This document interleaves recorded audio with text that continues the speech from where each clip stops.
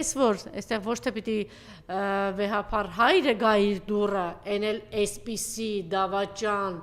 ինչ ասեմ, դավաճան ուրացող Արցախ հանձնող մեկի դուրը, այն ինքը պիտի գնա այդ դուրը եւ էլ դեռ հայտնի չի այդ դուրը պատրաստ են իր առջև բացելու թե ոչ։ Եվ ինքը առաջարկում է, որ գնա այնտեղ եւ ոչ ավել, ոչ պակաս, ուրեմն պիտի գնա Արցախը, Ադրբեջան համարող Արցախը հանձնող 7 միլիարդի պարտ բերող Հայաստանի Հանրապետության տարածքները հանձնող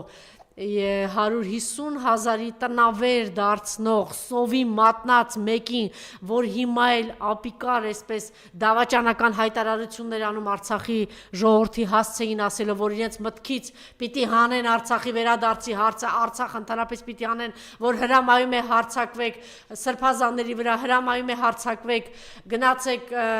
Արցախի ներկայացության տան վրա հարձակվեք, այս անձին, որ ընդհանրապես պիտի չգիտեմ ուր վռնդի հայ ժողովուրդը, ինչ պիտի անի հայ ժողովուրդը այս անձի հետ լավագույն դեպքում դատարան տանի, ես մնացած էլ չգիտեմ, երևակայել կարելի ինչ պիտի լինի, այս ողորմելի թշվառականը նույն ինքը Վազգեն Բռնաբարը առաջարկում է, որ վեհապար հայրը գնա այնտեղ եւ ոչ ավել ոչ պակաս վեհապար հոր հանգստի հարցը քննարկեն։ Ինչ ասես այս մարդու